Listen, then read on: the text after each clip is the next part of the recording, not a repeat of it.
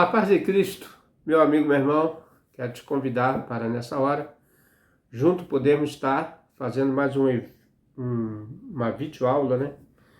Da revista Palavra e Vida, da Convenção Batista Fluminense, revista essa de jovens e adultos. Estamos no quarto trimestre de 2025.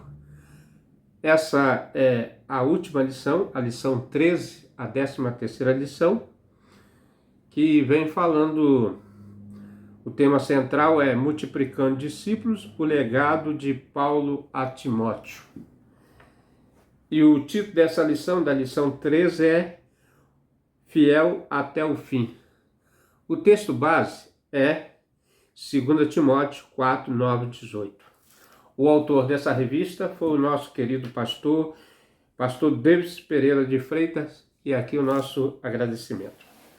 Estamos no término desse quarto trimestre, finalizando esse trimestre, né? E desde já agradecendo a todos que participaram conosco durante todo esse ano. Então, fiel até o fim. Algumas questões nós queremos aqui, ao longo desse estudo, que nós queremos compartilhar com os irmãos com essas perguntas.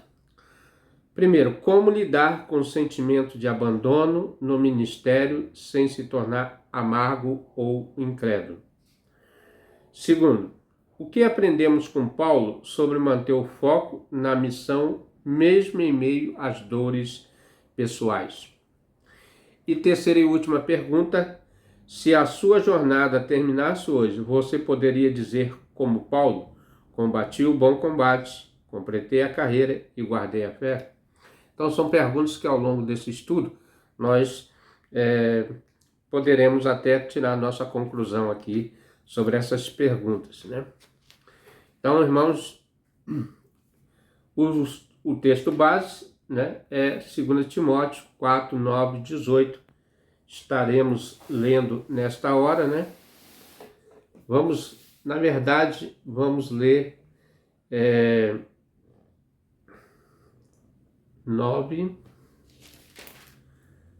Timóteo 4, 9 e 18. Né? Na verdade, eu quero ler só esse versículo 7. Combati o bom combate, acabei a carreira e guardei a fé. E desde agora a coroa da justiça me está guardada, a qual o Senhor, justo juiz, me dará naquele dia, não somente a mim, mas também a todos que amarem a sua vida, né? Vamos ficar com esses dois versículos-chave aqui da nossa lição, que Paulo, quando terminou a sua carreira, ele falou, né? Quando ele terminou a sua missão, na verdade, ele falou esse versículo. Vamos estar orando nessa hora, agradecendo mais uma vez a você, meu amigo, meu irmão, que tem acompanhado o nosso canal, tem orado por nós. Coloque sempre nós na lista da sua oração. Quero agradecer a todos. Pai querido Deus, mais uma vez viemos aqui, ó Pai, através deste canal, através dos amigos e irmãos que estão sempre junto conosco, ó Deus, lendo a sua bendita palavra, aprendendo mais de Ti, que nos ensina com humildade, que nos ensina, Senhor, como devemos nos comportar diante de um mundo, Senhor, que a cada dia falta mais fé. Então, ó Pai, que nós possamos crescer no conhecimento, na virtude do Espírito Santo, e derrame sobre cada um deles, ó Pai, dos inscritos, daqueles que não são inscritos também no nosso canal, os que passarem aqui, ó Deus, por curiosidade, que o Senhor toque no coração deles e que eles sintam um desejo de acompanhar, Senhor, de ler a Tua palavra e de se entregar a sua vida ao autor e consumador da nossa fé. Senhor, que ele possa crer poderosamente que o Senhor Jesus veio a este mundo para transformar a vida. Transforme, Senhor, a cada dia as nossas vidas, até que um dia sejamos como um varão perfeito da estatura de Cristo. Muito obrigado a Deus pela sua oportunidade que nos dá de falar do teu amor através desse canal. Ó Pai, de ler a sua palavra, de meditar nela todos os dias da nossa vida. É em nome de Jesus Cristo que nós queremos te agradecer. Também quero desejar a todos, já antecipadamente, né, um Feliz Natal, né? É a data máxima da humanidade, porque o Natal, irmão, apesar que os historiadores falam que não foi nessa data exata que o Cristo veio, né, em dezembro, mas o que nós comemoramos é a vinda do Messias a este mundo, né? O Salvador de toda a humanidade. Aquele que estava prometido nos profetas, né? Que viria a este mundo. Então, nós não comemoramos exatamente o dia, mas comemoramos a vinda do Messias, né? E a história se fala antes e depois de Cristo. Então, nós aproveitamos essa data não para ter o Natal de festivas de comida, bebida, tudo é importante, mas a maior importância foi a salvação, o direito da salvação através da vinda do nosso Salvador. Também quero desejar também um feliz ano novo antecipado também, né, que vocês possam estar na presença do nosso Deus também. Voltando para o estudo, irmão, o título é Fiel até o fim. O objetivo dessa lição, irmãos, é levar os discípulos a compreender o ministério fiel envolvendo enfrentamentos pessoais, abandono, cuidado providencial de Deus. E que apesar das dores é possível perseverar até o fim, confiando na graça do Salvador, né? Foi o que o nosso querido apóstolo Paulo, né, nosso irmão em Cristo, que levou até o fim. As cartas que nós lemos nesse Novo Testamento, né, nos livros canônicos, que as cartas, as maioria são cartas paulinas, mas foi de grande relevância para a igreja, né, que passa por grandes transformações, mas também ao longo da história vem passando por grandes perseguições. E o objetivo do Paulo é sempre encorajar o seu discípulo amado, né, Timóteo, a permanecer fiel.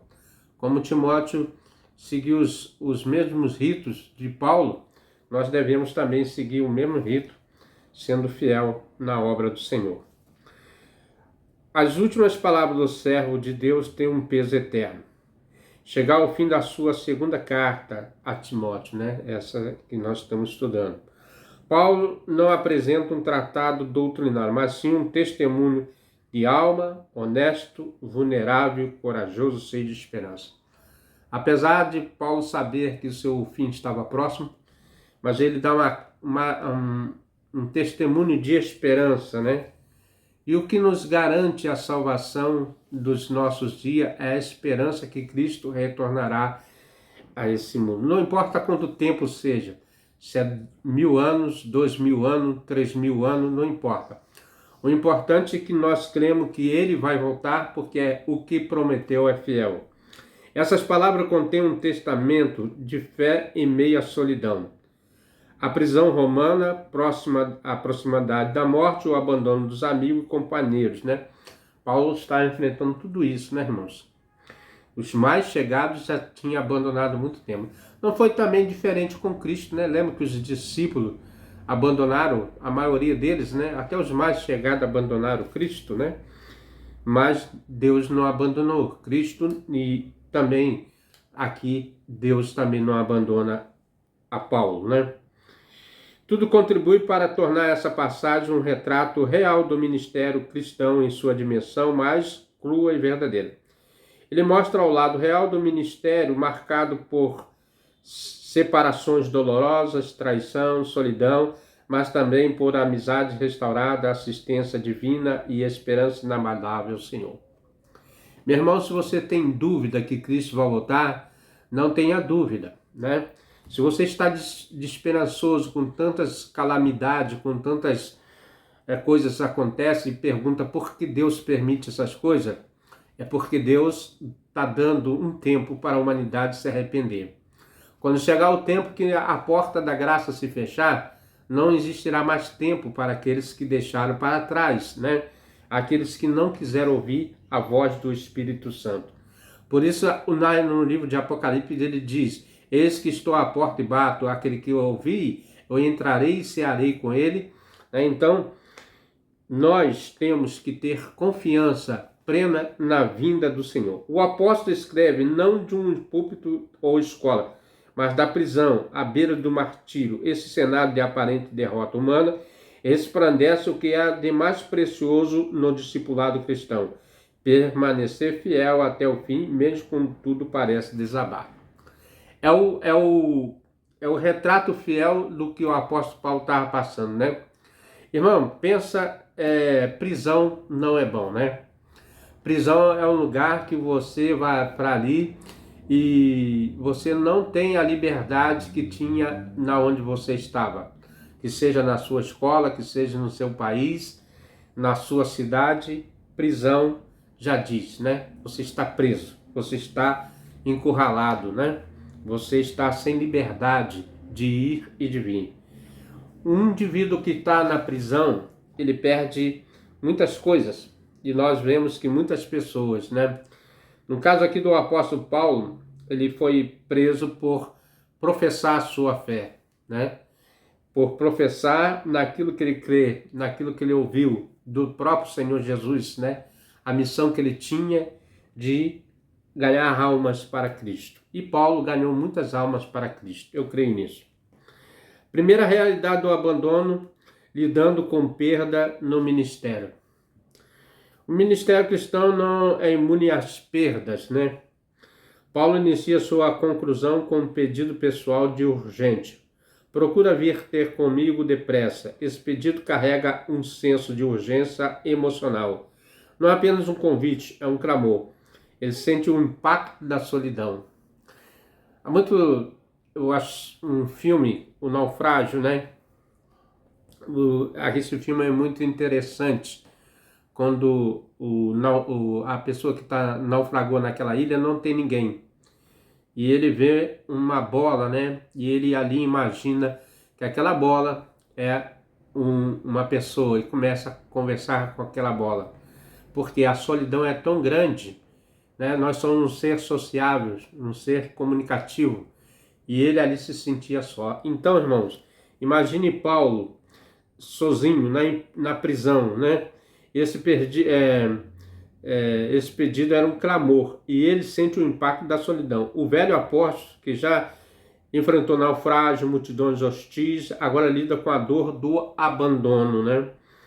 Sua espiritualidade não anula a sua humanidade de Paulo, líder dos cristãos, mais reconhecido naquele tempo. Precisava de ombros amigos ao seu lado na fase final da sua vida. Precisava de gente amada por perto, né? Todo ser, ele quer ser amado, ele quer ser querido, né? E nós, quando nós sentimos o abandono, muitas coisas vêm nos abalar, né? A verdade seja essa. Mas Paulo aqui, ele sentia também que a fé que ele tinha em Deus foi o único que não abalou, né? Foi o único que não deixou ele se abalar pela solidão.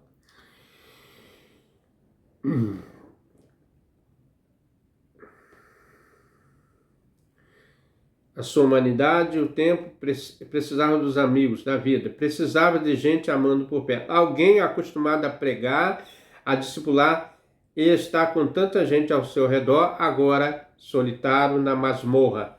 Ele estava sedento de relacionamento, por gente ao seu lado, né?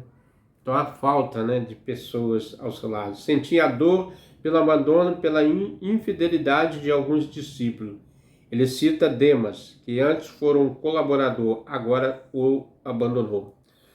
Por amor ao presente mundo, indicando uma ruptura espiritual ministerial. Então, irmãos, nesse ponto, nós vemos que todos nós, fora e dentro da casa de Deus, né? Pode ter pessoas traindo a nossa confiança, o nosso... Então Paulo se sentiu ali, né? E muitas pessoas, quando vê as perseguições, né? Que naquela época já estava, a perseguição era intensa sobre a igreja. Ele prefere o mundo presente, o século presente, né? Aquela época, né? Começou bem a carreira, encerrou mal. E uma vez um pregador lhe disse o seguinte no ministério novo de um pastor: o principal não é como você começa o seu ministério, mas como você termina. O principal não é como você começa a guerra, mas quando você termina a guerra. Então, meu irmão, não deixamos fraquejar, né? A vitória com Cristo é certa, é garantida. Se você permanecer com Cristo até o fim, né? Sendo fiel, você terá o galardão, né? A coroa da vida, como diz. Então, o discípulo que se apega ao mundo, inevitavelmente se afasta do chamado. Esse é um alerta para nós, de forma que não sigamos o exemplo de Demas, porque Demas preferiu o presente século, né? Ele preferiu aquelas coisas da sua geração. Paulo não se vitimiza, ele apenas registra o fato e segue. Essa dor, agravada por separações diversas, Crescente foi para Galácia, Tito para Dalmácia, Tíquico enviado a Éfeso. Embora alguma dessas ausências tenha sido por razões ministeriais, Paulo, naquele momento, todas as apresentava ausência física e efetiva, né?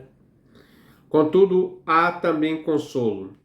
Somente Lucas está comigo. Em meio à multidão que partiu, a lealdade de um amigo se destaca. Lucas, né? E esse texto nos ensina que perdas fazem parte do caminho, mas Deus também restaura, envia novos apoios e nos ensina a perdoar. O servo maduro sabe lidar com as ausências e valoriza ainda mais as presenças fiéis, né? Então, irmãos, é sempre momento de alegria quando nós vemos, né, a realidade do abandono, lidando com perdas.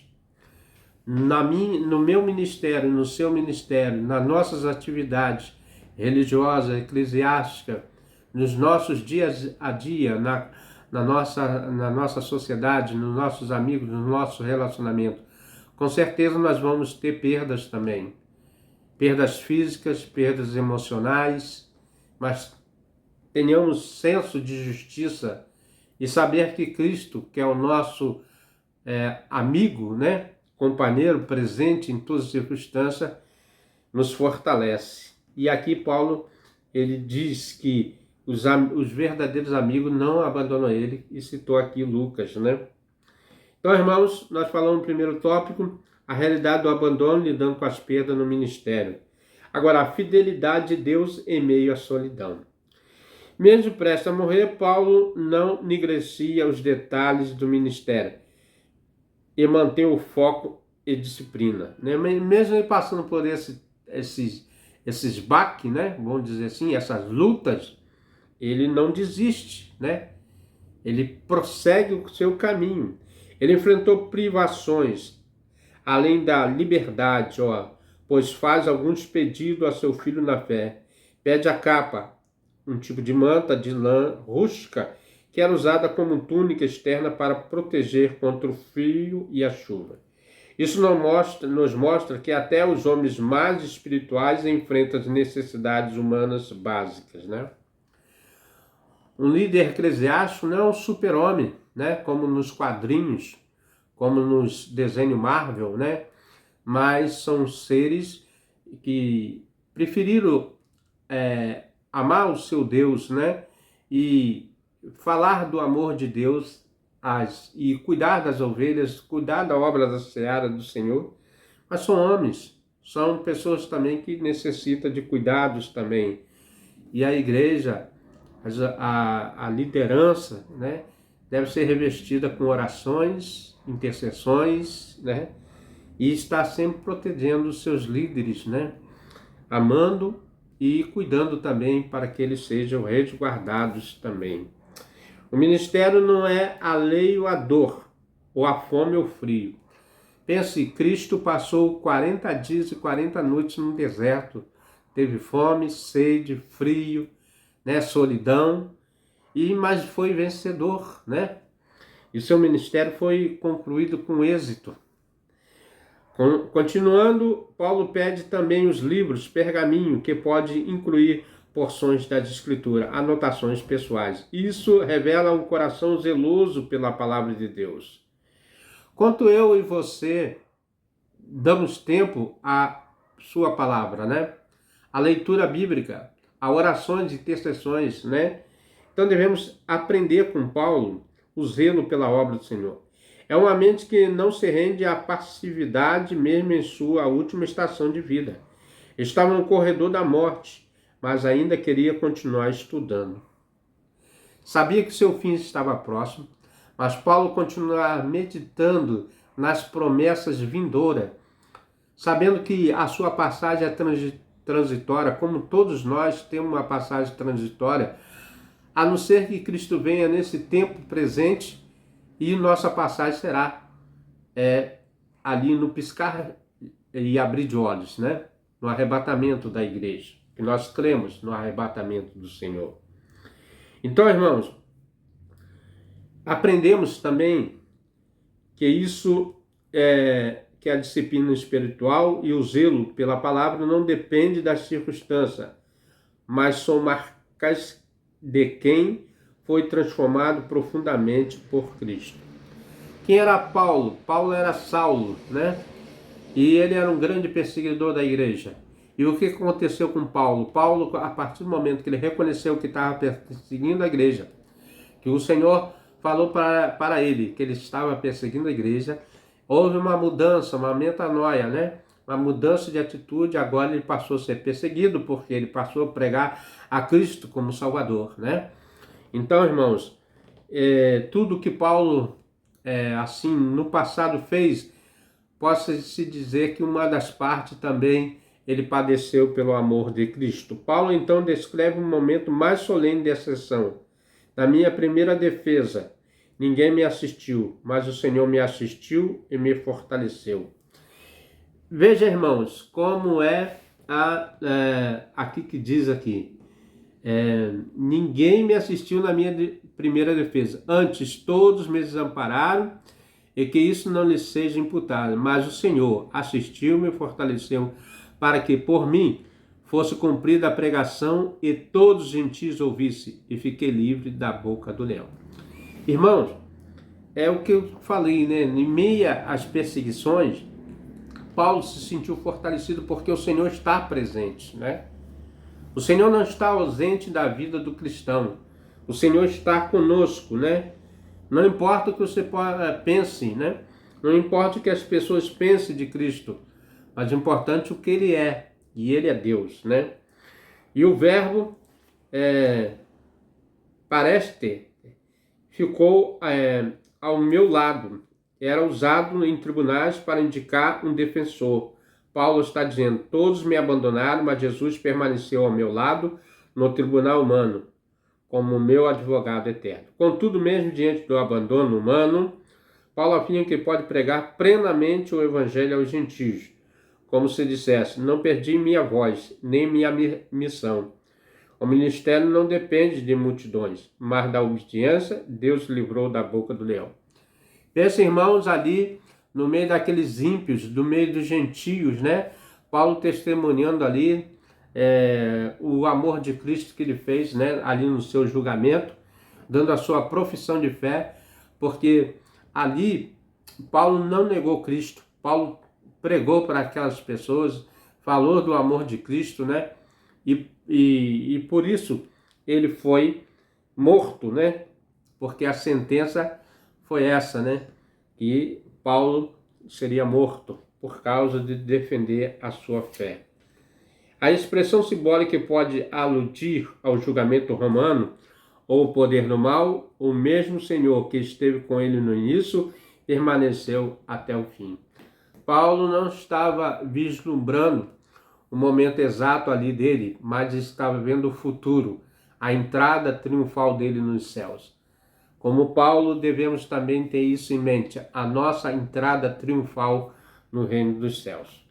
Então falamos a realidade do abandono lidando com as perdas no primeiro tópico. Segundo tópico, a fidelidade de Deus em meio à solidão. E agora vamos para o terceiro tópico, o último tópico do nosso estudo. A esperança final, o Senhor me levará a salvo. Vocês veem que Paulo passou por perdas, houve solidões, né? Mas Cristo, o Consolador, né? Consolou Paulo. E agora nós vamos ver aqui a esperança final. Qual a esperança? A eternidade. Este é o grande encerramento de Paulo. Este versículo é a pedra angular da esperança escatológica de Paulo. O apóstolo já sabia que não escaparia da morte, mas isso não abatia sua fé. Ao contrário, sua convicção estava mais firme do que nunca, né? Imagine Paulo ali sabendo que ele estava prestes a morrer, o fim da sua vida terrena, mas ele não estava pensando no fim da sua vida, ele estava pensando na sua glória eterna, né? Ao passar os portais da vida física para a vida eterna. A frase "me livrará de toda obra maligna" não se refere à libertação da morte física, mas da destruição espiritual. Ele está certo de que nenhuma força do inferno pode destruir sua fé ou roubar a sua herança eterna. O que o inimigo não pode fazer é tirar a nossa esperança, tirar a nossa fé, porque isso brota do nosso coração. Permanecendo fiel como Paulo foi, como Cristo foi, né? Então devemos ser fiéis também no nosso pensamento. O reino celestial, em contraste com o Império Romano, que condenava, é eterno, justo, inviolável. Paulo estava prestes a ser executado por César, né? Mas seria coroado por Cristo. Então o reino de Cristo é eterno, justo e inviolável, né? Diferente do Império Romano, né? Que era injusto, era maligno e destruidor, né? Mas seria coroado por Cristo. Ele sabe que a morte se aproxima, mas não teme. Sua alma está segura nas mãos do Senhor. Paulo vê além da prisão. Ele contempla o reino celestial, onde o justo juiz o guardava com a coroa da justiça, né? Versículo 8, né? Que diz assim: desde agora a coroa da justiça me está guardada, a qual o Senhor, justo juiz, me dará naquele dia, e não somente a mim, mas também a todos que amarem sua vinda, né?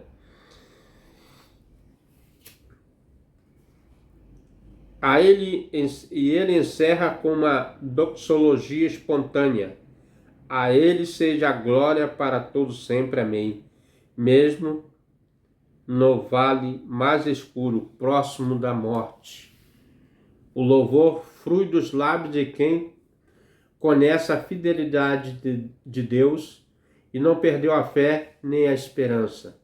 A expressão da alma que confia, que persevera e que vê além do tempo, né? Paulo estava vendo além do seu tempo, né? A eternidade. O futuro dele dependia exclusivamente da sua fidelidade, né? Ser fiel até ao fim. E aqui tem uma coisa importante que é a esperança, né? O que é a esperança? A esperança é você ter certeza que aquele momento vai acontecer. É a expressão da alma que confia, que persevera e que, além do tempo, vê a eternidade. Paulo não aparenta medo da morte, mas ele demonstra uma segurança, uma alegria, muito própria para quem já havia declarado que considerava morrer com lucro, né? Então, irmão, eu e você temos uma missão aqui nessa terra. A missão é de anunciar que Cristo vai vir. E com certeza ele vai vir. O momento e hora ninguém sabe. Ele pode vir hoje, amanhã, ou até nesse momento. E o que nós devemos fazer para escapar da condenação eterna, né? É realmente aceitar Cristo como Salvador. Porque Cristo foi dado como oferta por nós, pelos nossos pecados. Então a nossa missão aqui é única e exclusivamente de anunciar o Salvador, né? Anunciar que Cristo vai vir buscar a sua igreja. E Paulo fazia isso muito bem, né? Nos seus relatos. Aqui em 1 Filipenses, né? Na carta de Filipenses, né? Primeira não, carta de Filipenses, né? Na carta de Filipenses, capítulo 1, versículo 21, diz assim: porque para mim o viver é Cristo e o morrer é ganho. Essa afirmativa de Paulo não deixa dúvida nenhuma no que ele cria, né? Ele diz, porque para mim o viver é Cristo e o morrer é ganho. Mas se o viver na carne me der fruto da minha obra, não sei então o que devo escolher.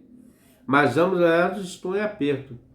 Tenho o desejo de partir e estar com Cristo, porque isto é ainda muito melhor. Mas julgo mais necessário, por amor de vós, ficar na carne. O que Paulo estava dizendo é, o desejo dele é que ele partisse para a eternidade, né?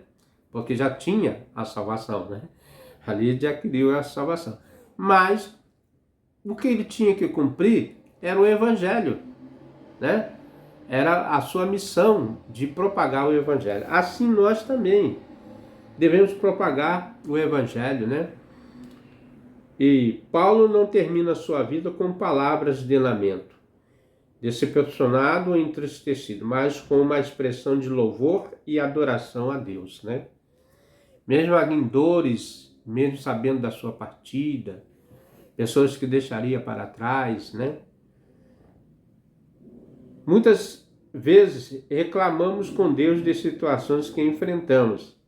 Devemos aprender com o apóstolo Paulo a avançar em nossos ministérios sem lamento, murmuração ou mágoa, mas com alegria e gratidão, fidelidade a Deus que nos amou primeiro, né?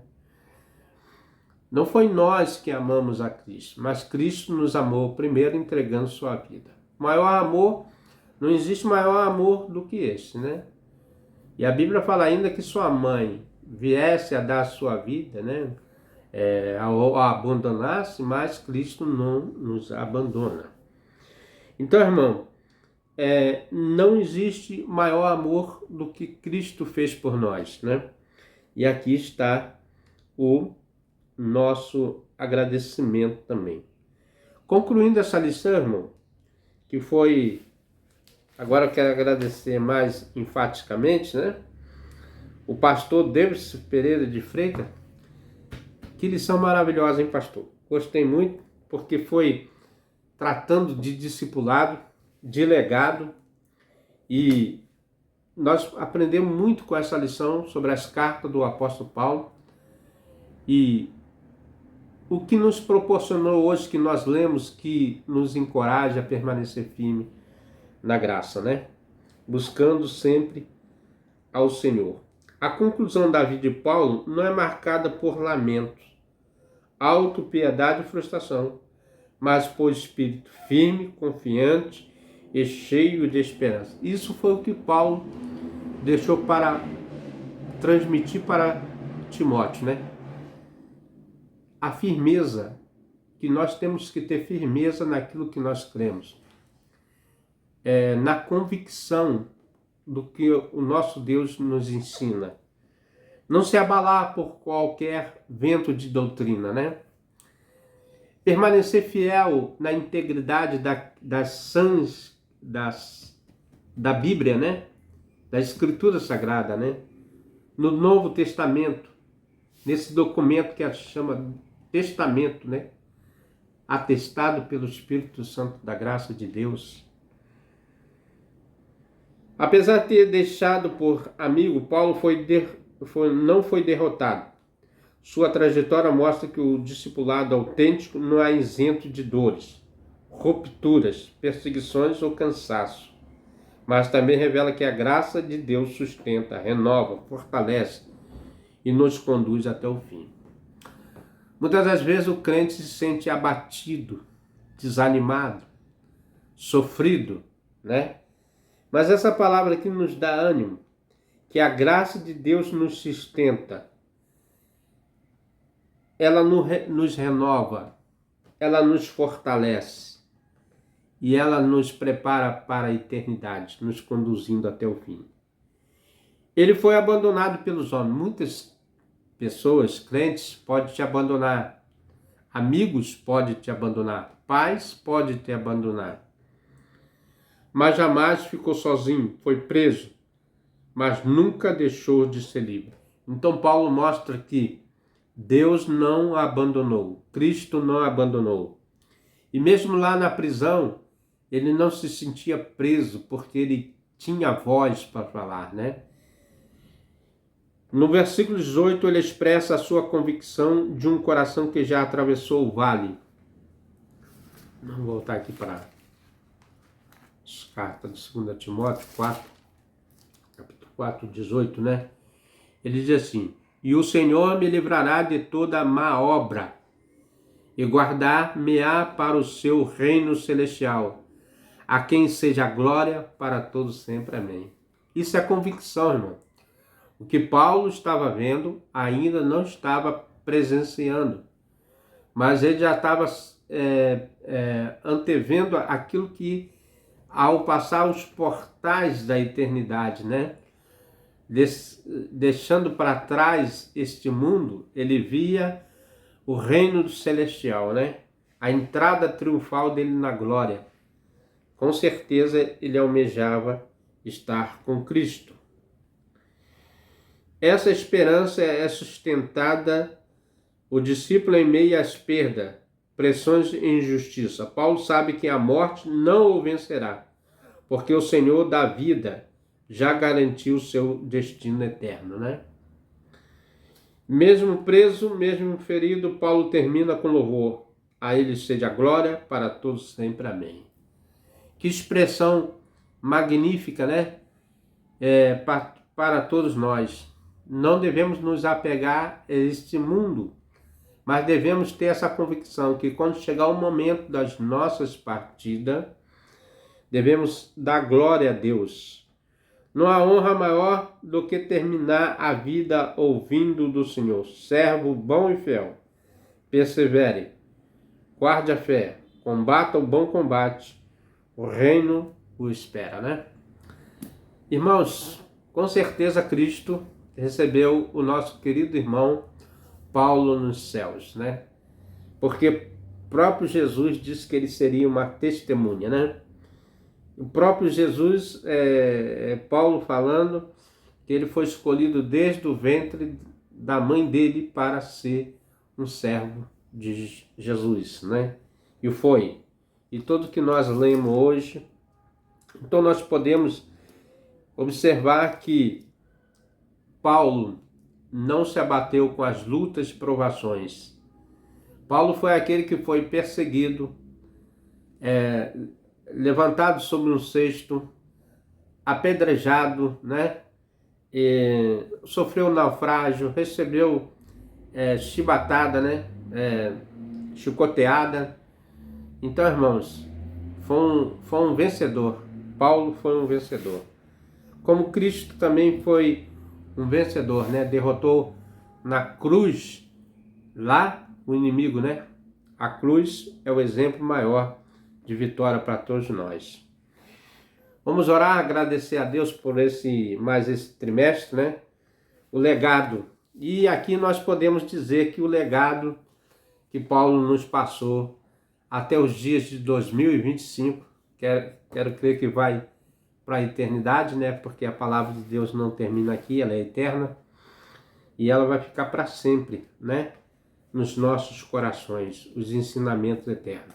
Vamos orar a Deus, vamos agradecer a Deus. Pai querido, Deus eterno, soberano Deus, Pai de nosso Senhor e Salvador, Senhor Jesus Cristo, pela qual nós professamos a nossa fé em Ti, pela qual nós louvamos e bendizemos o Teu santo nome. Viemos ao Teu trono da graça, Senhor, para reconhecer a graça que o Senhor nos dá, a misericórdia que o Senhor tem tido compaixão de cada um de nós. Pai, obrigado por esse estudo, obrigado pelo nosso pastor Davis, que nos trouxe esse ensinamento do legado ao servo Timóteo, ó Pai. E hoje nós lemos essas cartas e nos conforta, porque o Espírito Santo está conosco. O Espírito Santo está nos guiando, nos amparando, nos fortalecendo, preparando-nos, ó Deus, para um dia podermos estar contigo na eternidade. Cuide de cada um de nós, ó Pai, dê-nos a tua graça, perdoa os nossos pecados, as nossas falhas, tudo que cometemos contra ti, ó Deus. Ó Senhor, que nós possamos amar a ti de todo o nosso coração, de toda a nossa vida, Senhor. Muito obrigado, Senhor, por esse momento. Abençoe os inscritos, abençoe os irmãos, abençoe todos aqueles que nos acompanham. Abençoa, Senhor, aqueles que ainda hão de ouvir esta mensagem. Ó Pai, vai no seu coração e transmita a palavra da vida eterna para eles. Em nome de Jesus, que eles venham te conhecer de todo o coração, ó Pai. É a nossa oração nesta tarde, em nome de Jesus. Amém e amém.